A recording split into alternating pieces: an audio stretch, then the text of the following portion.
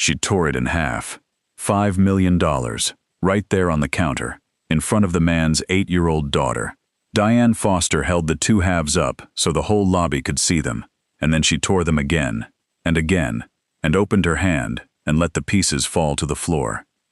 "Men like you," she said, "don't walk in here with this kind of money." Then she picked up the phone and called the police. Ethan Walker did not raise his voice. He did not lift a hand. He pulled his daughter close against his hip, looked that woman square in the eye, and told her, quietly, the way a man tells you the weather is about to turn, that she had just made the most expensive mistake of her career. 90 seconds later, the front door opened, and a man in a gray suit walked in, carrying a leather briefcase. He took 2 steps, saw the torn paper on the tile, and dropped that briefcase like it had turned to hot iron in his hand. "Mr. Walker," he said. And every person in that lobby understood, all at once, that they had gotten something terribly wrong. Now, before we go any further, if this is the kind of story that sits with you, the kind you find yourself still thinking about tomorrow morning over coffee, go on and hit that subscribe button so the next one finds you. It costs you nothing, and it means everything on this end. All right, let's go back to the beginning, because the beginning matters. Ethan Walker had learned a long time ago that the world makes up its mind about a man before he ever opens his mouth. He was 42 years old, and he had not learned that from a book. He had learned it from 100 small rooms, from counters and waiting areas and hallways, and from the particular quality of a pause that comes right after you walk in somewhere and right before somebody decides how they're going to talk to you. For 6 years he had been raising his daughter alone in a small white house on the edge of Maple Hollow, a town where nobody looked twice at his old sedan or the canvas jacket he'd owned since before Grace was born. His wife had left them both when Grace was 2, gone to build another life in another city, and Ethan had simply kept going, because as far as he could see, there wasn't another option that made any sense. And nobody at Grace Walker's elementary school had the faintest idea that the man in the faded jacket had built Walker Capital Group from a folding table in a rented office into a firm that managed billions of dollars. He did not want his daughter growing up believing that money made a person important. He did not want her learning to read a man's worth off the label sewn into his coat. He had spent too many years being read that way himself, quickly, cheaply, and wrong, to let his own child pick up the habit from the other direction. That morning, a check for $5 million had cleared into Ethan Walker's hands. And he already knew exactly where the money was going. Half would go into a fund for Grace, locked, untouched, not to be opened until she was old enough to understand what it meant and what it did not mean. The other half was going to seed a scholarship, not a general one, a specific one, for children being raised by a single mother or a single father.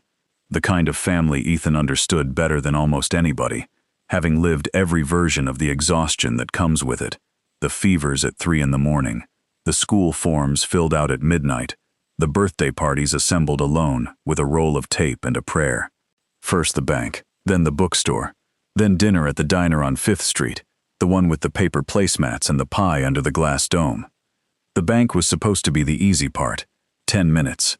A formality before the two of them got back to being a father and a daughter instead of a founder and a dependent. He'd even promised her 3 books instead of the usual one because he was in a good mood, and because a man who has just written the future in ink is entitled to be generous about paperbacks. They walked into the Ellsworth branch of Holstead National Bank a little before 4 o'clock on an ordinary Tuesday. Ethan had banked in that building for 15 years, since before Grace was born. He knew where the pens were chained to the counter, and he had watched 3 different managers come and go from the desk by the window. But the woman sitting behind that desk on that particular Tuesday was Diane Foster, and she had transferred into the Ellsworth branch only a few weeks earlier. She did not know his history. She had never once pulled up his account. She had no idea whatsoever that the man in the worn canvas jacket had been a fixture of that building's ledgers for a decade and a half, long before she ever set foot inside the door. And she was about to prove she had no intention of finding out. Diane Foster's eyes moved over Ethan Walker the moment he stepped through the doors. They went to his jacket first, then down to Grace, in her school clothes, holding a library card she'd been carrying around all week like a passport. then back out through the glass to the sedan at the curb, with the small dent in the rear panel that Ethan had never gotten around to fixing because it had never once occurred to him to care. And in those 3 seconds, without a single word exchanged, a decision had been made about who Ethan Walker was and what he was doing in that building. 2 men in pressed suits came through the doors behind him and were greeted before they reached the counter. A woman with a handbag over her arm was waved forward with a smile. Ethan and his daughter stood and waited. 3 tellers stayed at their stations. Nobody called them forward. Grace tugged at her father's sleeve after a while and asked, quietly, why nobody was helping them yet. Ethan looked down at her and told her to be patient. He told her it never paid to assume the worst about people before they had done anything to earn it. He believed that. He had built a whole life on it, and he was teaching it to his daughter on purpose, standing right there on that tile floor. He would remember saying it for a long time. When Ethan finally reached the counter, he set the check down and asked, in a completely ordinary voice, to have it deposited into the account he'd held there for 15 years. The teller's eyes went to the number, then they went a little wider, then they went sideways, toward the desk by the window. Within seconds, Diane Foster was standing behind the counter herself. Now, here is the part that matters. Any banker in America will tell you this takes under 60 seconds. She could have typed his name into the terminal, and 15 years of history would have come up on her screen. Deposits, transfers, a mortgage paid off early, a business account attached to a firm whose name was printed in the bank's own quarterly reports. She did not do that. Instead, she started asking questions, loudly, loud enough that the customers in the waiting chairs turned their heads, loud enough that Grace, who was 4 feet tall and standing at her father's elbow, heard every syllable. Where did you get this? Who gave this to you? What is it you do exactly? Ethan answered every question without losing his composure. He handed over his driver's license, his bank card, and the paperwork confirming the sale of his shares, folded in his jacket pocket with the issuing bank's letterhead across the top. Then he offered her the simplest solution in the world. He told her she could call the issuing bank directly, right then, on the phone 18 inches from her hand, and verify the whole thing herself in about 4 minutes. By any reasonable standard, in any branch, in any town in this country, that was more than enough for a transaction that should have taken no time at all. Diane looked at the documents without really looking at them. There's a way people do that. She turned the license over, glanced at the letterhead, and handed everything back across the counter with 2 fingers. Then she said the thing. She told Ethan Walker that a man carrying a $5 million check would not be driving a car like that, and would not be wearing a coat like that. Out loud, in the middle of a Tuesday afternoon, a young teller named Rachel Simmons had been listening from 2 stations down, and something in her face changed. She stepped forward and offered to make the verification call herself. She had the phone in her hand.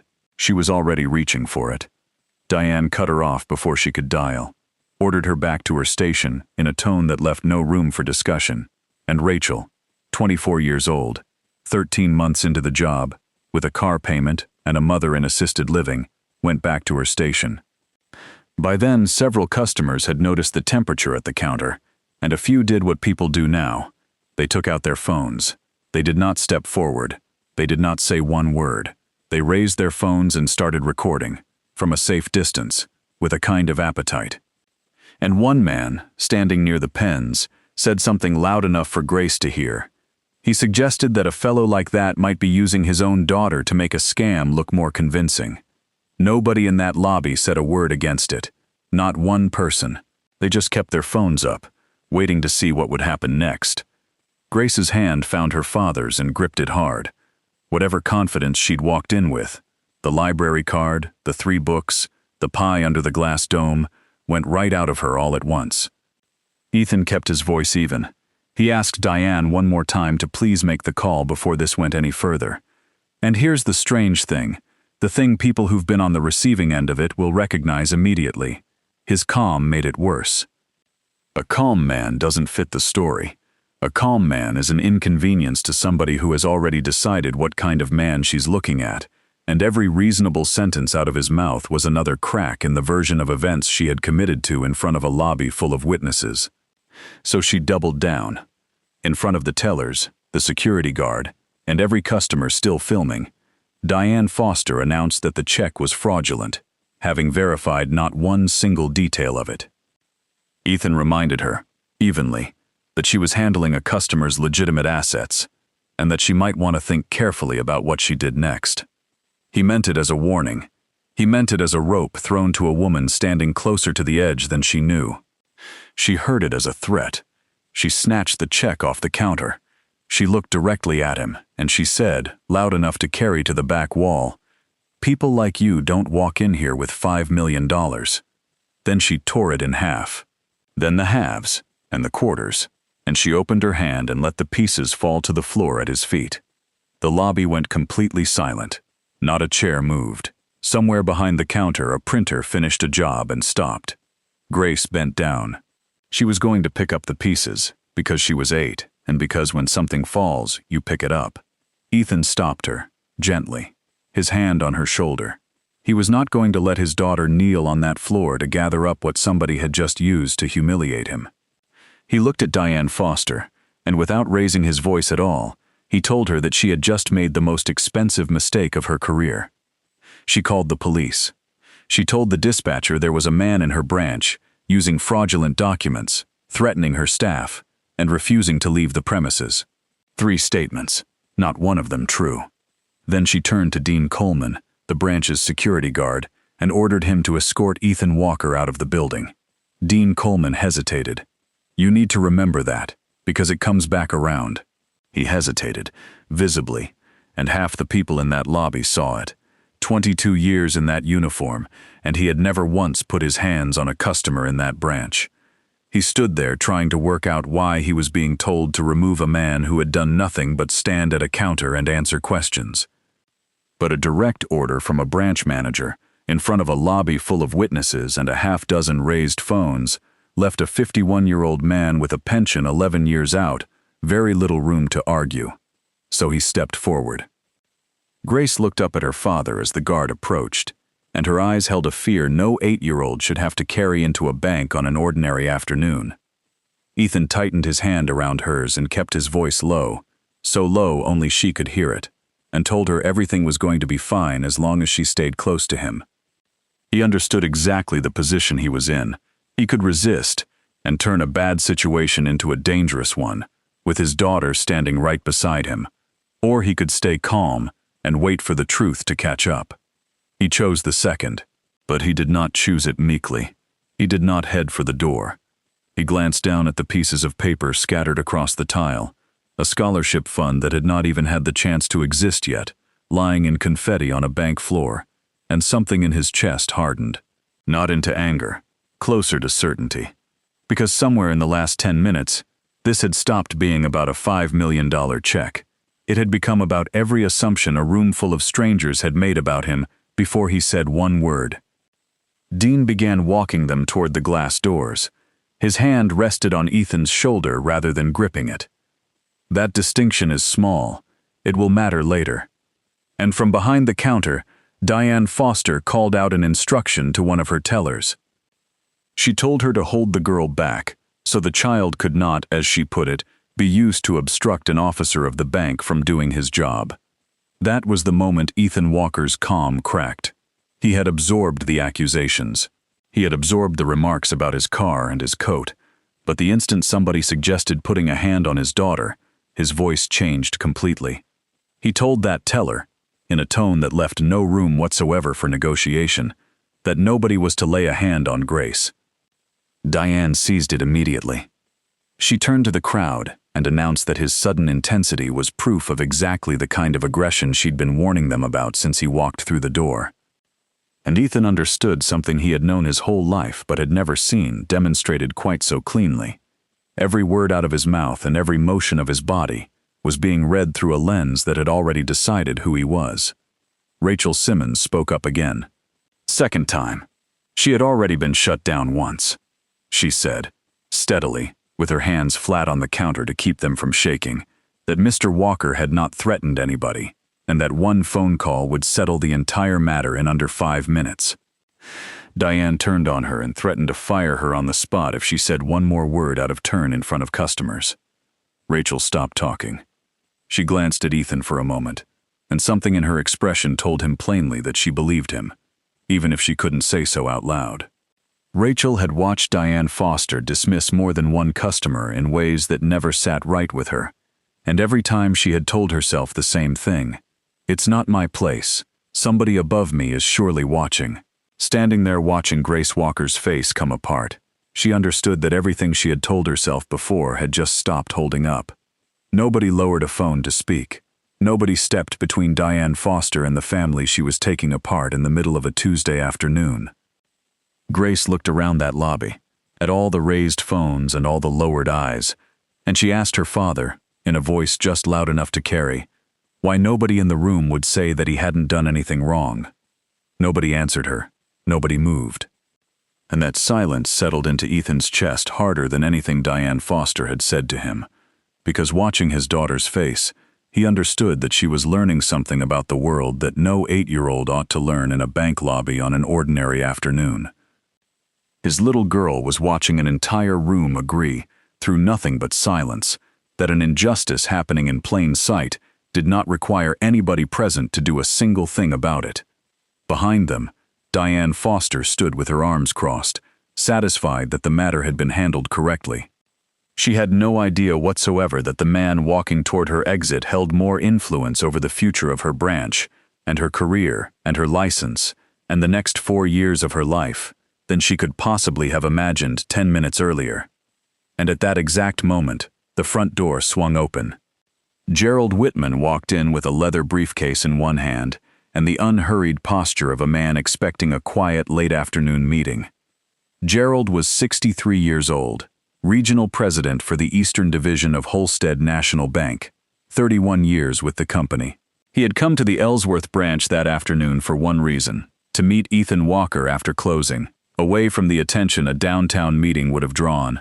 The two of them were finalizing an agreement worth $750 million between Holstead National and Walker Capital Group. Months in the making, scheduled to close inside the week, the largest institutional agreement in the bank's 104-year history. Gerald took 2 steps inside before he understood what he was looking at.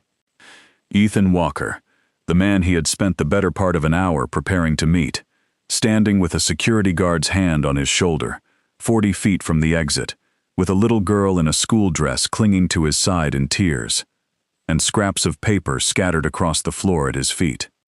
His briefcase slipped out of his hand and landed with a heavy, flat thud against the tile. Then he said the 2 words that changed the entire temperature of that room. Mr. Walker. His voice carried all the way across the lobby, and every head turned. Diane Foster came around the counter fast, already talking.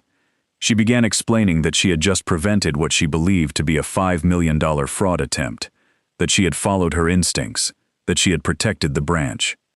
Gerald looked at her for a long moment, long enough that she stopped talking. Then he asked her whether she had any idea at all who the man standing in front of her actually was. Diane opened her mouth to answer, and closed it again, because she realized for the first time that the question was not rhetorical. She glanced at Ethan, then at Grace, then back at Gerald, searching for some version of the last 10 minutes that might still make sense. There wasn't one. Around the lobby, the people who had spent several minutes filming a supposed criminal began lowering their phones just enough to exchange confused glances. Nobody in that room yet understood how large the misunderstanding actually was, Gerald Whitman told them. In front of every customer still standing in that lobby, in front of every teller, in a voice pitched to carry, he explained that the man they had been recording was Ethan Walker, founder of Walker Capital Group, one of the largest institutional clients Holstead National Bank currently held. He explained that Walker Capital was in the final stages of a $750 million agreement with the bank, and that Ethan Walker was the only human being on Earth with the authority to approve that agreement, or to walk away from it. Then he said the part that took the floor out from under Diane Foster entirely. The $5 million check was legitimate. Confirmation had arrived from the issuing bank early that same morning. It was sitting in the branch's own system. A confirmation Diane Foster had never once bothered to check before deciding what she believed about the man at her counter. And then Gerald did something nobody in that building expected. He walked over to Grace Walker and lowered himself down. 63 years old, bad knee, expensive suit, until he was at her eye level. And he apologized to her, directly, to the 8-year-old, for what had happened inside a bank that carried his name on its letterhead. It was a small gesture, and it did not fix anything. But it was the first time since they had walked through those doors that anybody in that building had spoken to Grace, as though her fear mattered. She looked up at her father, checking, the way children do, whether it was safe to believe him. 2 words had been enough to reverse everything. Mr. Walker. And that, right there, is the whole heartbreak of this story. We are going to come back to it before we're done. The man near the pens, the one who had said out loud that Ethan might be using his own daughter to sell a scam, now stood near the door studying his shoes. He made no effort to apologize. He made no effort to meet Ethan's eyes. And Diane Foster, for the first time since it began, had nothing immediate to say. She recovered faster than you would think. She straightened her blazer and cleared her throat, as though composure alone might walk the last 10 minutes back into the box it came out of. And then, rather than accepting 1 ounce of responsibility, she insisted that Ethan Walker bore some of the blame. She argued that a man carrying $5 million should have dressed the part, or at the very least should have identified himself the moment he came through the door. Ethan asked her a question then, without raising his voice. He asked whether a customer needed to be wealthy or well-known before he deserved basic decency. Diane answered that she had only been following procedure.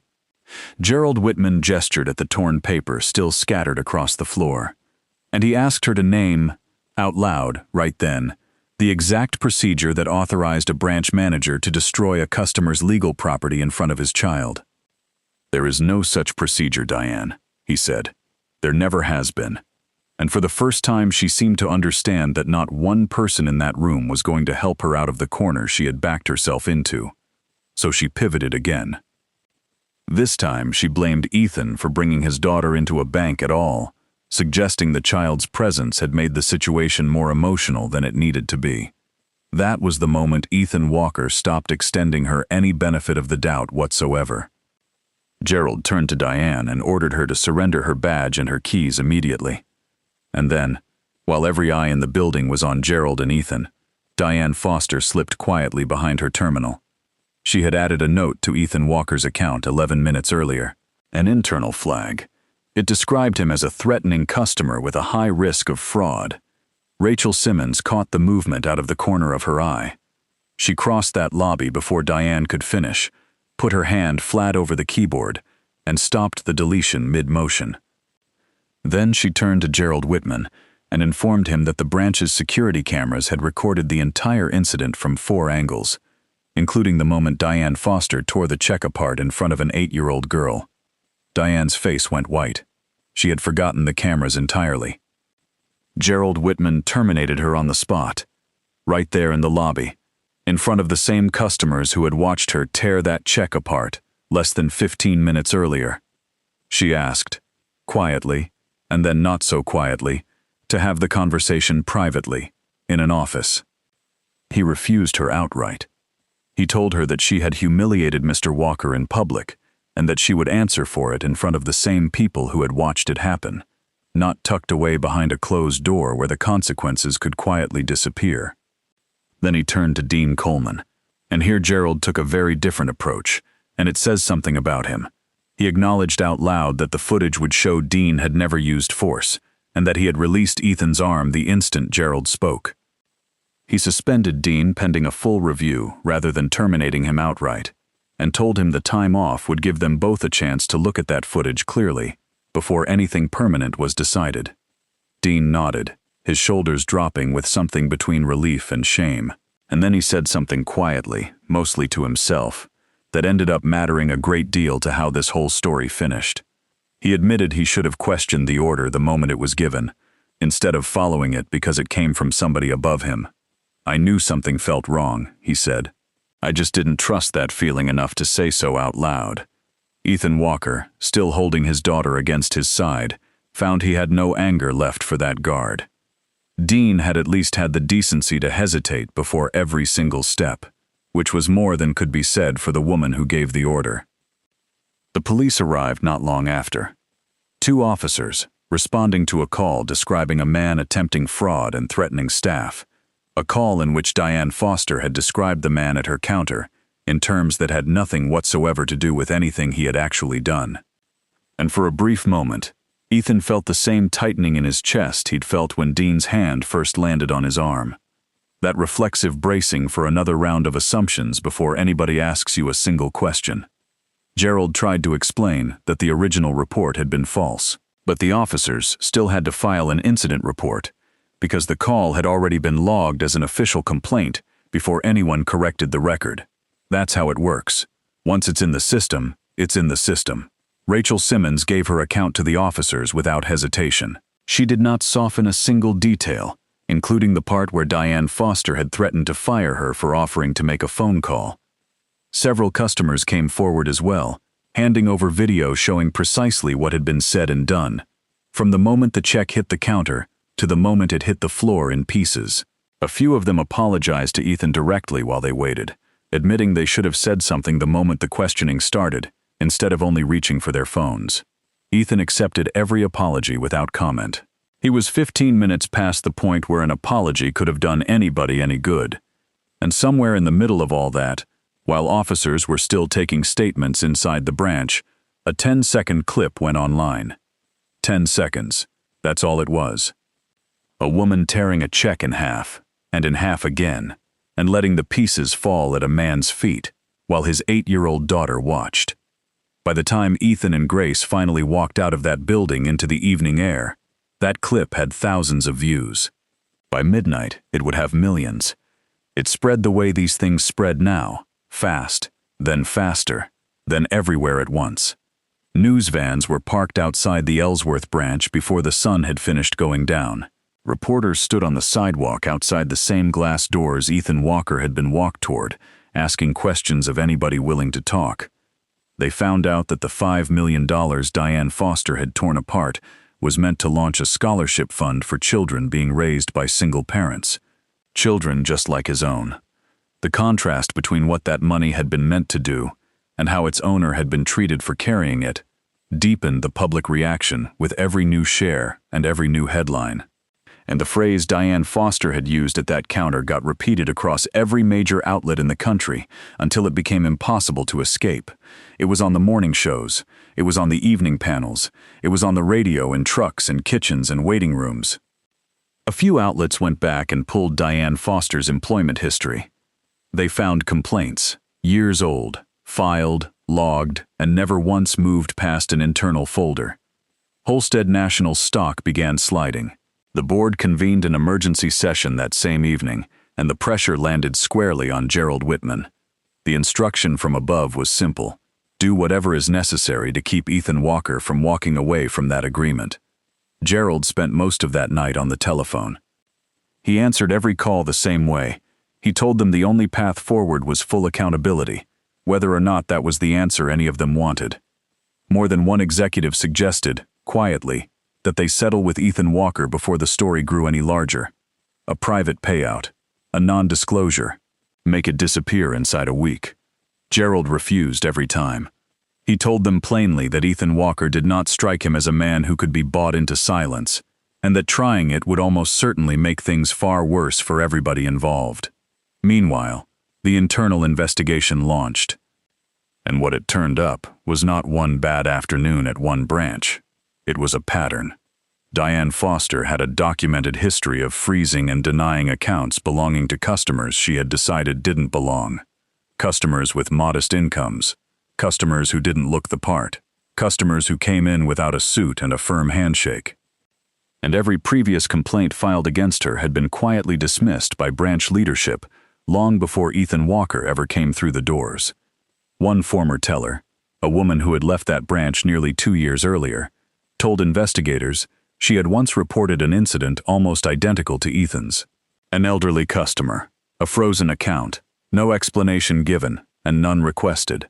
That complaint had been closed within a week, filed away in a drawer nobody had any reason to open, until a $5 million check ended up torn to pieces on the very same lobby floor. What had started as one manager's mistake had become proof that an entire system had allowed the same conduct to continue, unchecked, for years, and that the only reason anybody was looking now was that this time, the person on the receiving end happened to have a regional president walking through the door. Within 48 hours, the police formally closed their case. No fraud, no threat, nothing. And a note for the record that the original report had been false from the start. A small measure of official vindication that did absolutely nothing to undo what Grace Walker had already watched with her own eyes. Diane Foster lost her job. She now faced the loss of her banking license, a discrimination lawsuit, and a formal charge for filing a false police report. And Holstead National Bank stood to lose the largest financial agreement in its history. Ethan Walker's phone did not stop ringing that first night. Reporters, lawyers, 2 men from the board, a handful of distant acquaintances who had never once called him in their lives but suddenly wanted very much to know whether the rumors were true. He sat with his daughter instead, at their kitchen table, and let all that noise stay exactly where it belonged, on the other side of a door he had no intention of opening that evening. But the sharpest thing that happened that week did not come from the board. It came from Grace. She was sitting across from her father at their kitchen table that evening, picking at a dinner neither of them had much appetite for. The house was quiet, and she looked up at him and asked him a question. She asked whether anybody would have apologized at all if they hadn't found out he was rich. Ethan Walker set down his fork, and he looked at his daughter for a long time, searching for an answer that would not feel like a lie. He didn't have one, because he knew exactly what had happened in that lobby. He had been cleared because he happened to hold a kind of power most people are never going to hold, because a man in a gray suit had walked through the door at 4:19 in the afternoon and said 2 words. "Mr. Walker, not this man is telling the truth. Not check the confirmation. It's in the system. Just a name and a title. That's what turned an entire room around in a single second." And sitting there with his daughter's question hanging in the air between them, Ethan understood something with perfect clarity. Thousands of people walk into banks just like that one, every single day in this country. And there is no regional president coming through the door at 4:19 to call them sir. There never was. There never will be. And he realized that almost none of them were asking the question his 8-year-old daughter had just asked at their own kitchen table. Everybody wanted to talk about the check. Almost nobody wanted to talk about the people who don't happen to be carrying one, or the ones who never get their names cleared on the evening news, because there's nothing about their Tuesday afternoon that makes for good television. Outside, another car slowed near the house, one of several since the story broke, drivers craning their necks for a look at the man everybody was suddenly talking about. Ethan pulled the curtain shut and turned back to his daughter, the only audience that had ever mattered to him in the first place. And for the first time since that check had been torn in half, his own vindication felt completely hollow. He reached over and squeezed her hand. He could not give her the honest answer she deserved, and he could not stop thinking about what he might do instead. The lawyers arrived at Ethan Walker's house 3 days later. 4 of them, in suits that looked deeply out of place against a modest front porch and a used sedan in the driveway. They came with an offer already prepared. A financial settlement, a large one, a public apology from the bank, the termination of several employees, all of it in exchange for one simple condition. Ethan Walker would sign the $750 million agreement as planned, and he would say nothing further, publicly, about what had happened inside the Ellsworth branch. They laid the paperwork out across his kitchen table, the same table where Grace had asked her question 3 nights earlier. Ethan let them finish. He did not interrupt once. He sat there and watched his daughter doing her homework in the next room, while 4 grown men in good suits discussed how to make a public humiliation disappear from a news cycle. He was completely aware that a single signature could still cost Holstead National hundreds of millions of dollars and end more than one career at the top of that company. Part of him wanted to do exactly that. Part of him wanted to take Grace somewhere far from cameras and reporters and never set foot inside another Holstead branch as long as he lived. But he kept coming back to his daughter's question. It had followed him into every quiet moment for 3 days. If nobody had known he was rich, would anyone have apologized at all? He understood, sitting at that table, that punishing Diane Foster and squeezing a public statement out of a frightened board would satisfy his own anger completely. And it would do absolutely nothing for the next person who walked into a bank without a regional president standing nearby to vouch for them. He thought about the customers who had stood in that lobby with their phones raised, recording everything and saying nothing. How easily an entire room of ordinary Americans had agreed, through silence alone, to let something happen right in front of them. Punishing one manager would not change that kind of silence, not by 1 degree. Only something built to outlast the headlines had any chance at all. And he thought about Dean Coleman, about that quiet admission in the lobby. I knew something felt wrong. I just didn't trust that feeling enough to say so out loud. How many employees across this country carry that exact same doubt, in that exact same moment, and never once get permission to speak it? If the bank walked away from all of this having fired one manager and written one check, then nothing underneath her would have actually changed. The same drawer would still hold the same complaints. The next Diane Foster would be transferred in a few weeks later. The challenge in front of him was no longer proving that a $5 million check was real. It was proving that power, once handed to a man who had spent his whole life feeling its absence, could be used to protect the people who never get to hold any of it at all. So Ethan Walker told the lawyers he would keep the deal on the table, and then he refused the personal settlement outright, every dollar of it. He told them he had no interest in being paid to stay quiet, and they could take that back to whoever sent them. Instead, he laid out a list of conditions. Not one of them had anything to do with his own bank account. Every single one had to do with what happened the next time somebody without his last name walked through those doors. 1. Every branch in the region would undergo an independent audit for discriminatory conduct, conducted by outside investigators, not the bank's own compliance office. He was specific about that. A house does not inspect itself. 2. Any decision to freeze or deny a customer's account would require the approval of a second manager. No single employee would ever again make that call alone at a counter on a Tuesday afternoon. 3. Customers would have the explicit, posted right to request independent verification whenever a dispute arose, rather than being left at the mercy of one employee's judgment about what kind of person they appeared to be. 4. Employees who reported wrongdoing would be protected from retaliation. Ethan insisted on that one personally, and told them exactly why. Because he had stood in that lobby and watched a 24-year-old woman get threatened with her job for offering to make a 4-minute phone call. 5. Frontline staff, including security personnel, would receive training on when and how to question an order that is clearly wrong, instead of following it because it came from somebody above them. That one had Dean Coleman's name written all over it, though Dean would not know it for another 5 weeks. 6. Security footage and transaction records could no longer be deleted once a complaint had been filed. The system would lock them the moment a complaint was opened. 7. Customer rights would be posted publicly inside every branch, in plain English, at eye level, where anybody could read them while standing in line. 8. The bank would publicly disclose how it had handled every ignored complaint from the past, including the ones already buried in old files. Not a summary, the actual accounting. And 9.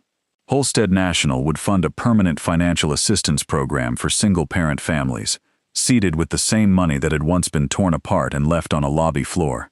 The board resisted at first. Gerald Whitman sat through most of those negotiations himself.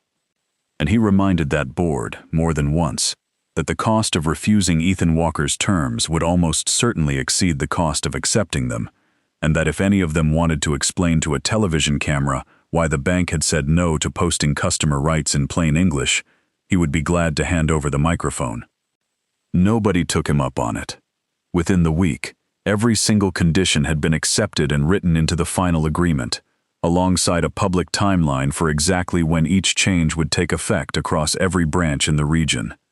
Diane Foster's banking license was permanently revoked. She faced a civil rights lawsuit brought on behalf of multiple former customers, alongside the charge for filing a false police report. The lawyers who had begun reaching out that first week found more than they expected once the old files were finally opened. Dean Coleman was reinstated, and then he was placed into the very training program Ethan had insisted on, learning, alongside a room full of other staff from across the region, how to recognize and refuse an order that crosses a clear line. When he saw Ethan again some weeks later, he apologized quietly. He said he wished he had trusted his own instincts sooner, instead of standing there waiting for somebody else to give him permission to do the right thing. Ethan told him there was nothing left to apologize for. He told him he remembered clearly how Dean's hand had never once tightened on his arm, and how he had let go the instant Gerald Whitman spoke. It was a small distinction, but Ethan Walker had carried it with him for weeks, and he wanted that man to know it had not gone unnoticed. Rachel Simmons was kept on and promoted. Assistant branch manager, a new position, created specifically to put her in charge of rolling out the training program across the entire region. All because she had been the only person in that lobby willing to open her mouth while everybody else stood and watched. Ethan thanked her personally.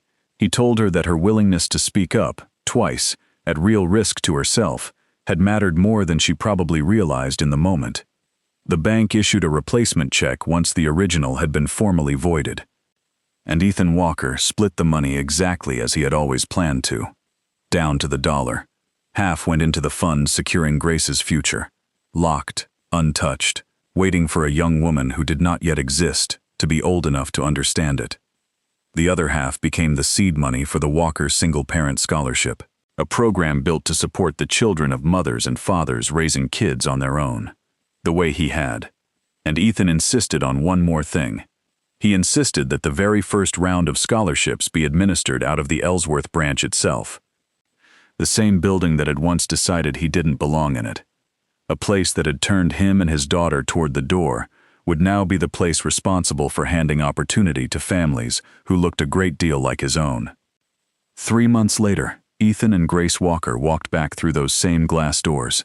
He still drove the same sedan. He still wore the same canvas jacket. Grace held his hand the same way she had that first afternoon, except there was nothing tense in her grip this time. Just the easy comfort of a child walking beside her father on an ordinary errand. The bank, however, looked different, and not in the way of fresh paint or new signage. An employee greeted them the moment they stepped inside and asked how she could help before either of them had said a word. Nobody's eyes lingered on Ethan's coat or on his car keys before deciding how he ought to be treated. And for the first time since that first visit, Grace Walker did not have to ask her father why nobody was helping them yet. Near the entrance stood a new placard. Every customer's rights, listed in plain language, large print, no legal maze, and at the bottom, a telephone number for an independent complaint line that had nothing whatsoever to do with the branch itself. Dean Coleman stood near the door in his uniform. When he caught sight of Ethan, he offered a small nod, a genuine one, a very long way from the tense hesitation Ethan remembered from 3 months earlier. And of all the people who had once stood in that lobby with their phones raised, not one of them ever came back to that branch again. Ethan noticed their absence without needing to say a word about it. He understood that some kinds of silence would simply rather stay hidden than be confronted. And at the far counter, a young mother was opening her son's first savings account. She was met with none of the suspicion Ethan and Grace had faced on that same floor 3 months earlier. Nobody questioned whether she belonged there. Nobody looked past her at whatever she'd parked outside. A teller was showing her boy how to sign his own name on the card. Grace watched that for a long moment. Then she turned to her father and asked him whether that was the reason he hadn't simply shut the whole bank down after everything that happened. Ethan thought about it before he answered. He chose his words carefully, because he wanted his daughter to actually understand them, rather than simply hear them. Closing a door is easy, he told her. Making it open for everyone is harder. She looked back at the young mother at the counter, then up at her father again, as though she were measuring the exact distance between the fear she remembered from 3 months earlier and the calm she was watching unfold right in front of her. Before they left that afternoon, Ethan let Grace hand out the very first scholarship letter herself. It went to a young man, 16 years old, being raised by a single father who worked nights and had never once missed a game. Ethan watched his daughter's face as she handed it over, and he watched her understand, for the first time, that $5 million had never been the thing that made her father matter. What mattered was that he had held the power to take revenge, real revenge, the kind that would have cost that bank hundreds of millions of dollars and made headlines for a month, and had chosen instead to make certain that the next person through those doors would be treated like they belonged there from the very start. Then a father and his daughter walked out together into the afternoon, and finally continued the plans that had been interrupted 3 months earlier. A stop at the bookstore, and then dinner at the diner on 5th Street. She got 4 books. He didn't argue about it. Now I want to leave you with something. Ethan Walker did not win on the day Gerald Whitman walked through that door and said his name out loud. That is the part people get wrong when they tell this story. The reversal, the pale face, the 2 words that turned a whole room around in a single second. But look at it closely. What actually happened in that moment is that a room full of people discovered they had been wrong about a man's bank balance, not about a man. They didn't apologize because they realized he was a father who had raised his daughter alone for 6 years. They apologized because a man in a gray suit told them how much money he had. And that is precisely the problem. That is the whole thing.